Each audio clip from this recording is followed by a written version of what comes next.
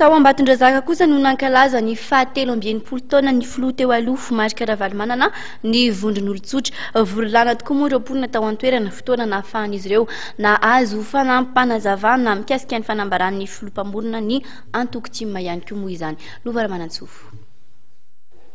Ny revohim-paritra loatra mangoro ao Ambatondrazaka no nisafidian'ny vondron'olon-tsotra na ny voto entina namariana ny fankalazana ny tsingeritaona naterahan'ny filoha teo aloha Marika Ravalomanana ny 12 Desambra lasa teo.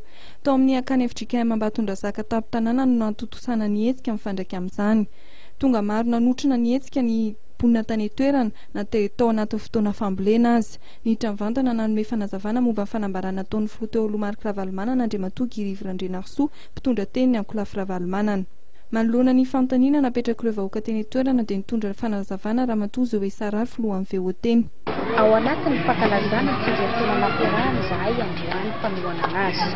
Izay indrindra nanaovana fanetana na tia ny faritra ity mba hanaporofonnay fa amin'ny firenena lambahoaka tamin'ny fomba demokraty amin'ny filoha Marika Ravalomanana dia ray aman-dren'ny vahoaka malagasy rehetra izy fa tsy hoe ray aman-dren'ny vahoaka tsy amin'ny faritrana na tsy amin'ny faritranina fa tena hoe noporofonnay fa ombofily ary mambahoaka ny filoha Ravalomanana ary mbola miporofonnay ihany koa fa izay vahoaka no mitaka ny fodinetra tanindrazana sy manao antsoaty noho izany ninona ny teny ampiasaina sy voizina dia mbola mipetraka fa ny vahoaka malagasy malazy ary tsy sitrapon'ny vahoaka malagasy ray manontolo maro misy no nanalazy teo amin'ny fitondrana fa mbola mitoetra izay hoe matsiaro ny asa vita ny filoha Ravalomanana tsy voaposika ho ampon'ny olona izay fandarana asa vitan'izay fa ny Travantana ihany koa Andriamatoa Marika Ravalomanana ny arivan'io fotoana nahafahan'ny laza fa hody izy ary tsy maintsy eo anaty tsy ho ela amin'ireo mpombazy ny tenany.